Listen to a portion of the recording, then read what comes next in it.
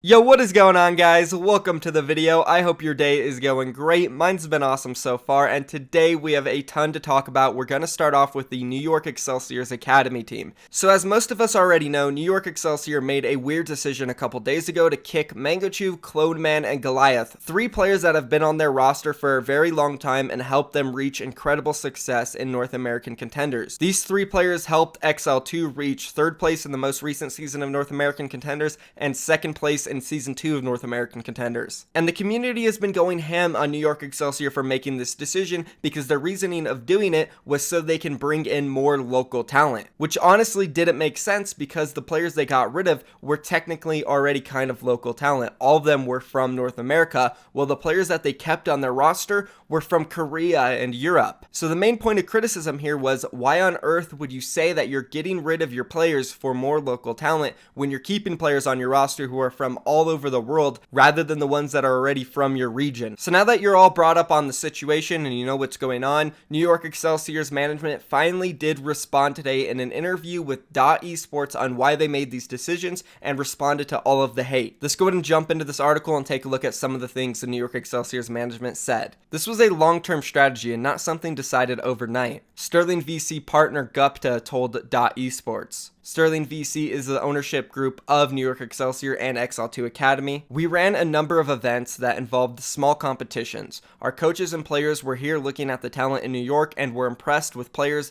in New York that haven't been coached. Gupta said that XL2 wants to specialize in that local talent development, including integration with high schools and colleges in the area, building off established relationships with Rutgers University and kids in the game. The three players that were leaving XL2 were well aware of the organization's in strategy and integrating local players, he added. What's preventing people from going pro? Gupta asked. Opportunity. We are building a talent development pool that's healthy for the league and making it more accessible. Gupta said it is disappointing to see the Overwatch esports community members speak negatively about the system. The system may not be perfect at the start as XL2 figures out what the contenders team should be. There will be stumbling blocks, but it's a bold move that'll kickstart what we want to build in the long term. It is not a PR stunt, Gupta added. Others haven't seen the players who have come out to participate in local events. Players that have natural talent and haven't had the experience of being coached, we feel strongly that this matters.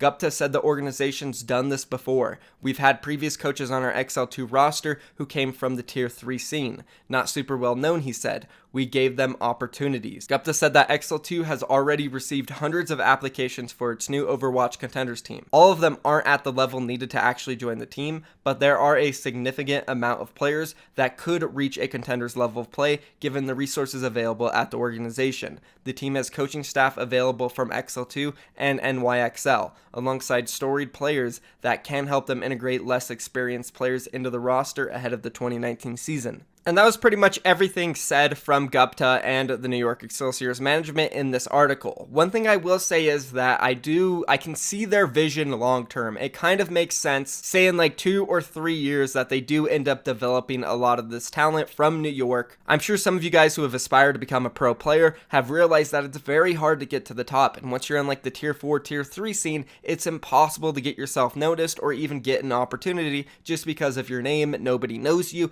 It's a tough environment.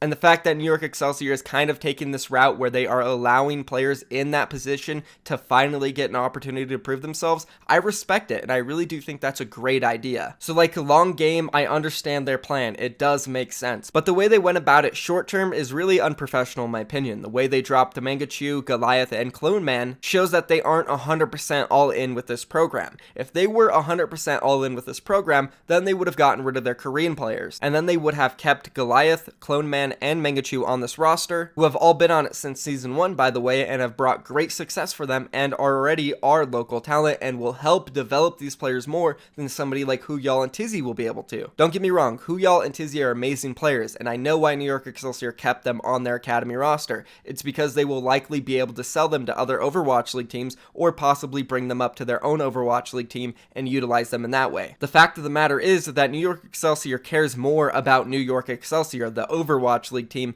more than they care about the XL2 local development project, and that is why they kept these guys on their roster. If they cared more about the development program, then they would have kept Mangachu, Goliath, and Cloneman, who already are all-stars and bred talent from North America. They've been staples to the community. They would really be able to help develop players. So I think that's where we can end this. Overall, I think New York Excelsior's management does make a point in this article. Long term, they do have a really cool plan that could help a lot of players that are stuck in the tier 4, tier 5 scenes and give them an opportunity to actually make it. It's unfortunate that this is only limited to New York players, which is the main concern for this thing overall. They are narrowing down their search for players to this small pool. And over the next year or so, short term, I don't know if they're going to be able to find talent that is ready to compete in North American contenders, let alone compete with Korean players that don't really speak their language. It's going to be tough to develop these guys, and I don't see New York Excelsior's academy team performing very well. That's pretty much it here though, guys. I tried to look at it from an unbiased perspective where I wasn't upset for the players. Be sure to leave a comment down below letting me know what you guys think about this topic, and now let's move on to the next thing, which is about the Washington Justice. So the assistant general manager over there, Kate Mitchell, did an interview with somebody as well, explaining why she thinks Washington Justice will be one of the best teams next season, and broke down each player individually on why they signed them.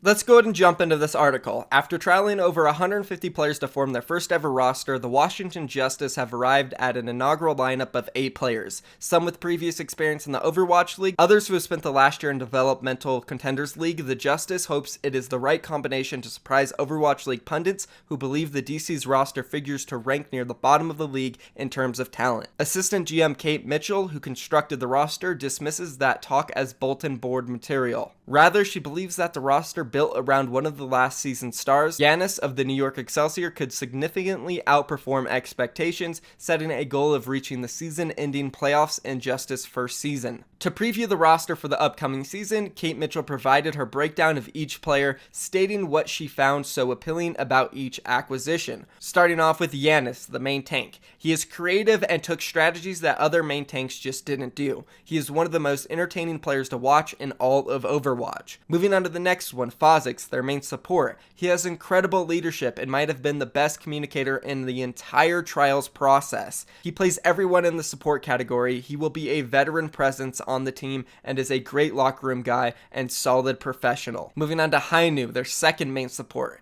He really distinguished himself in the trial process and is one of our exciting prospects for the future. He's a diamond in the rough. Moving on to next, we have Corey, one of their DPS players. He might be the best mechanical aimer to come out of the United States. Watching him acquire targets is amazing. He has great maturity and he communicates well. Stratus, another DPS player. He's only 17 and is our ace in the hole. He can pick up any hero and grind it out. He will miss the first 2 matches of the Overwatch League season because he's ineligible until he turns 18. Fortunately for the Justice, he turns 18 very early on in the season. Moving on to the next DPS player, we have Addo.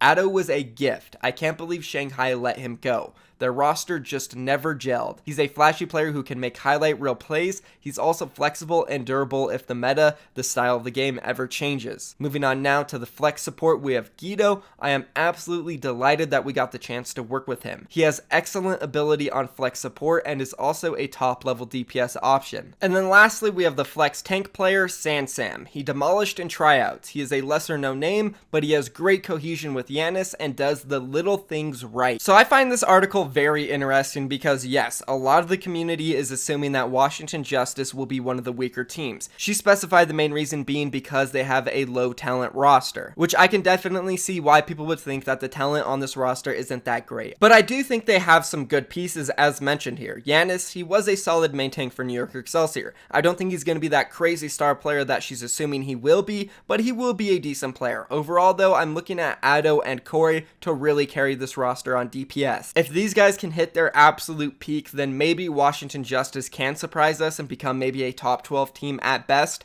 but I don't see them ever getting past top 10. As I've mentioned previously on my talk shows and in my ranking videos, my main concern for Washington Justice is their schedule. Their first stage is incredibly difficult. They have the Philadelphia Fusion, New York Excelsior, London Spitfire, LA Gladiators, Seoul Dynasty. That's who they are going to have to face first in the Overwatch League, and there's no way say that they will win more than one of those games. I don't think they will win any of them, to be honest with you guys, and I think that is going to start a major slump for this team, and I don't think they will be able to get out of it until the end of the season, which will be too late to ever make a push for the playoffs. Now, if they would have started off stage 1 with like Florida Mayhem, Boston Uprising, Chengdu, Guangzhou Charge, something relatively easy, I'd say they have a good chance at winning half their games, or maybe even a little bit more, and possibly becoming a top 12 team. But that's just not the case, and that's my main concern for them. And I do also agree with the community that they might have some weak positions on their roster. Looking at Sansam, he's never proved himself. Hainu, I don't know how great he'll be. Fozix, yeah, maybe he was a decent player in North American contenders, but not really that great. So there are some reasons to be worried for these guys. Anyways, let's move on to the next part of the video, which is XQC. He absolutely roasted Blizzard and Overwatch contenders. Let's go ahead and take a look at this tweet he made in response to Space. So we'll start it off with what Space said. He's just living life out here on Twitter, asking anybody if they know if there's any good multiplayer survival games that aren't dead. And of course, XQC, he just jumped at this opportunity. He said this: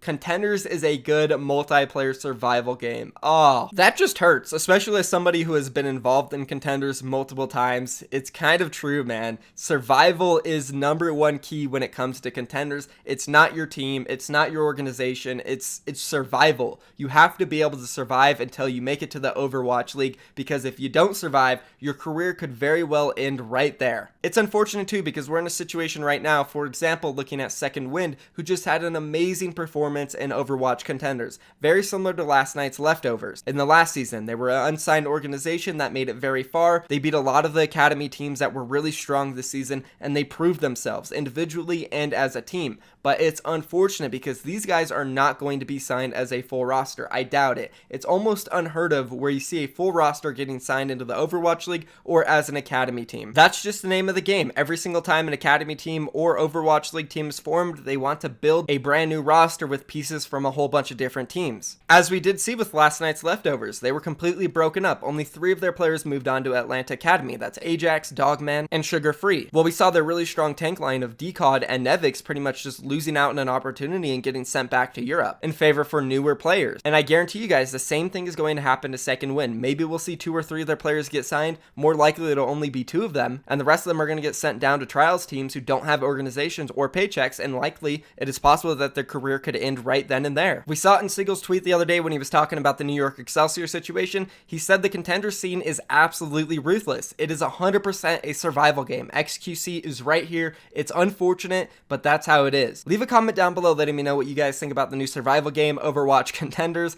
or any other part of this video, New York Excelsior or Washington Justice. I really had fun making this video. I felt like it has a lot of really good content in here, so slap a like on it if you did enjoy it. Leave a comment down below letting me know. Also subscribe to my channel for more daily Overwatch League content. Also, the double uploads are coming back, guys, so if you guys are excited for the double uploads, leave a comment down below, hashtag double uploads. I'll be hearting everybody who says that. Thank you for watching the video, guys. I am out of here. Peace.